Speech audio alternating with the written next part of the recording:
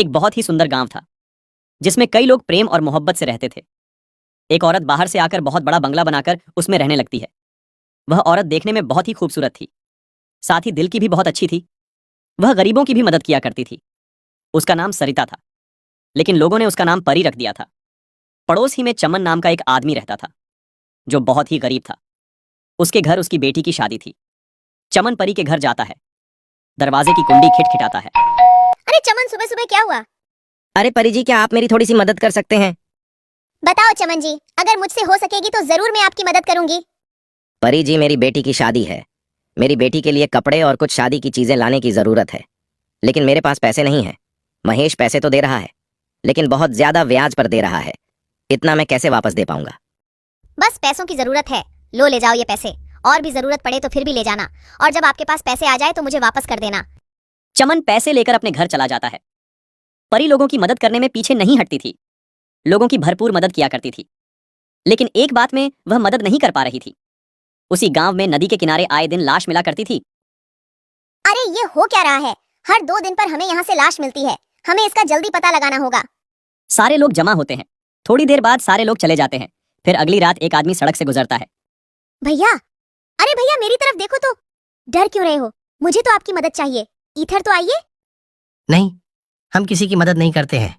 मुझे घर जाने दीजिए। अरे मुझे घर जाने दीजिए। वो आदमी चलने लगता है। एक बार तो मेरी तरफ देखिए, शायद आपका इरादा बदल जाए। नहीं, हमको नहीं देखना। हमको माफ कीजिए, मुझे जाने दो। मैंने कहा ना मेरी तरफ देखिए, समझ नहीं आता? जैसे ही वो देखता है वो मर जाता है। हाँ हाँ हाँ हाँ, कब की रट लगा रहा था। अब तो तेरी लाश घर जाएगी। अगर एक बार मेरी तारीफ कर लेता तो मैं जिंदा छोड़ देती। उसके बाद चुड़ैल उसको नदी के किनारे डाल देती है। अगले दिन सुबह सुबह रीना रोती हुई आती है। सारे लोग जमा हो जाते हैं। क्या हुआ रीना, क्यों रो रही हो? मेरे पति महेश रात को घर नहीं आए। चलो हम उस नदी के पास जाकर देखते हैं। सारे लोग नदी के पास जाते हैं। साथ में परी भी आती है। अरे महेश को किसने मारा? मुझे तो लगता है कोई हमारे गांव को नुकसान करने के लिए ये सब कर रहा है, ताकि लोग गांव छोड़कर चले जाएं। जल्दी उसका पता लगाना होगा। अरे अब मैं छोड़ूंगा नहीं, मैं पता लगा कर रहूंगा कि ये सारा कौन कर रहा है। अगले दिन राहुल गांव के रास्ते निकलता है। तभी आवाज आती है। एक बात सुनो। सुनो भैया, क्या आप मेरी मदद कर सकते हैं? कौन है तू? इससे क्या फर्क पड़ता है कौन हूँ मैं? अच्छा, तुम ही हो जो लोगों को मार डालती हो। हाँ हाँ हाँ, मैं ही हूँ जो लोगों को मार रही हूँ। तुम क्या कर लोगे? आज तो तुम्हारी बारी है। हाँ हाँ हाँ हाँ हाँ। अरे नहीं, मुझे पता नहीं था कि तुम एक चुड़ैल हो। मुझे छोड़ दो। तुम्हें लोगों के साथ जो करना है करो, मुझे छोड़ दो। अब तू जिंदा नहीं जाएगा। अभी तो बड़ा उछल रहा था, बड़ी बहादुरी दिखा रहा था। तेरी बहादुरी कहाँ गई? और तुझे मैं छोड़ दूं ताकि तू सारे लोगों को बता दे, ताकि लोग यहाँ आना बंद हो जाए। अरे नहीं, मैं किसी को नहीं बताऊंगा। किसी के सामने मुंह भी नहीं खोलूंगा कि लोगों को चुड़ैल मार रही है। बस मुझे जाने दो। चुड़ैल उसको भी मार डालती है और नदी के किनारे जाकर डाल देती है। सुबह जब लोग नदी के किनारे पर जाते हैं तो देखते हैं। अरे ऊपर वाले, इसने तो राहुल को भी मार डाला। क्या जरूरत थी अकेले जाने की? क्या हीरो बनने गए थे? कुछ तो करना होगा। अगर रोज रोज इस तरह चलता रहा तो पूरा गांव खाली हो जाएगा। हमें जल्दी से उसी पर निर्णय लेना होगा। हाँ, मेरी तो राय है कि सारे गांव वालों को जमा किया जाए। उसके बाद सारे गांव वालों को जमा किया जाता है। गांव के सरपंच और मुखिया और बड़े बड़े लोग जमा होते हैं। गांव का सरपंच खड़ा होता है और लोगों से कहता है, हर एक आदमी इस मामले में अपनी अपनी राय दे। हमें क्या करना होगा? सरपंच जी, मेरी राय है कि आज रात सारे लोग पूरे गांव में फैल जावे और नदी के पास भी कुछ लोग चले जाएं। लोगों को कौन मारता है सब पता चल जाएगा। लेकिन सारे लोगों को देखकर वह नहीं आएगा तो हमारा काम नहीं होगा। सरपंच जी मेरी बात सुनो, मैं आज रात को जाऊंगा। मेरे साथ एक आदमी को और भेजो। हम दोनों मिलकर पूरी बात का पता लगाएंगे, फिर हम सुबह आपको बता देंगे। ये बात सही है। दूसरा आदमी कौन तैयार है? जल्दी बोलो। तो एक आदमी खड़ा होता है जिसका नाम प्रकाश होता है। सरपंच जी मैं जाऊंगा। लोग अपने घरों पर चले जाते हैं। जैसे ही रात होती है तो प्रकाश और मोनू दोनों गांव से निकलकर सड़क के करीब जाते हैं। वहां से दोनों अलग अलग हो जाते हैं।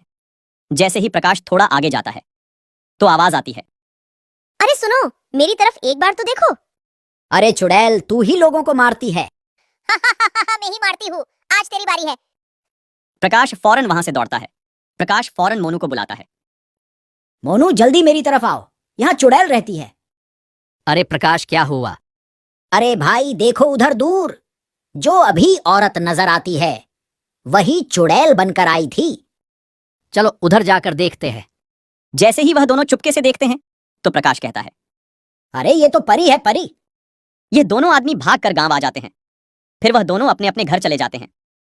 जैसे ही सुबह होती है वह दोनों सरपंच के पास जाते हैं। फिर सारी बात सरपंच को बताते हैं। फिर सरपंच गांव के कई लोगों को लेकर परी के घर जाते हैं। सारे लोग और सरपंच परी के घर जाकर दरवाजा खिटखिटाते हैं। परी बाहर नहीं आती। सारे लोग आपस में एक दूसरे से कहने लगते हैं, लगता है परी को पता चल गया है, अब बाहर नहीं आएगी। उसमें से एक आदमी कहता है, मुझे तो लगता है परी भाग गई होगी। सारे लोग शोर करने लगते हैं, जिसकी आवाज सुनकर परी घर का दरवाजा खोलकर बाहर आती है। अरे सारे गांव वाले मेरे घर क्यों आए हो? क्या हुआ है? कोई जरूरत है क्या? नहीं नहीं, हमें यह खबर पहुंची है, आप ही रात को चुड़ैल बनकर लोगों को मारती हो। अरे ऐसा कौन कहता है कि मैं रात को चुड़ैल बनकर लोगों को मारती हूँ? सुनिए परी जी, कल रात मोनू और प्रकाश दोनों गांव के बाहर सड़क पर जा रहे थे। जब दोनों अलग हो गए तब प्रकाश के सामने चुड़ैल बनकर क्या कह रही थी। हाँ हाँ, मैं ही चुड़ैल थी, क्या कर लोगे? अरे परी, आप ऐसा रात में क्यों करती हो? उसकी क्या वजह है? सरपंच जी जरा सुनिए, जब मेरा पति चोरी करते हुए पकड़ा गया था उसी वक्त गांव वालों ने मिलकर उसको मार दिया था। उस वक्त मैं प्रेग्नेंट थी। मेरे पति के मर जाने के बाद मैंने आत्महत्या कर दी थी। तब से मेरी आरती चुड़ैल बंद कर भटक रही है। मैं किसी को नहीं छोड़ूंगी, सारे गांव वालों से बदला लेकर रहूंगी। तभी परी चुड़ैल बन जाती है। तभी सरपंच के पास दो आदमी आकर कहते हैं, सरपंच, हम तांत्रिक को लेकर आते हैं, वो चुड़ैल को अपने कब्जे में कर देगा। वो दोनों तांत्रिक के पास जाते हैं और तांत्रिक को सारी बात बताते हैं। तांत्रिक उन दोनों के साथ आता है। तांत्रिक चुड़ैल से कहता है, गांव वालों को परेशान करना बंद कर दे। नहीं, मैं गांव वालों से बदला लेकर रहूंगी। तभी तांत्रिक चुड़ैल को आग लगा देता है। चुड़ैल जल जाती है। सारे गांव वालों को चुड़ैल से छुटकारा मिल जाता है। सारे गांव वाले तांत्रिक का शुक्रिया अदा करते हैं। गांव वाले तांत्रिक को बहुत सारी चीजें गिफ्ट करते हैं। तांत्रिक उन चीजों को लेकर चला जाता है। फिर गांव वाले खुशी खुशी रहने लगते हैं। सरपंच मोनू और प्रकाश को कुछ पैसे दे देता है। उनकी हिम्मत की वजह से पूरे गांव वालों को छुटकारा मिलता है। दोस्तों, इस कहानी से हमें ये सीख मिलती है, कभी भी किसी पर आंख बंद करके भरोसा नहीं करना चाहिए। हमारी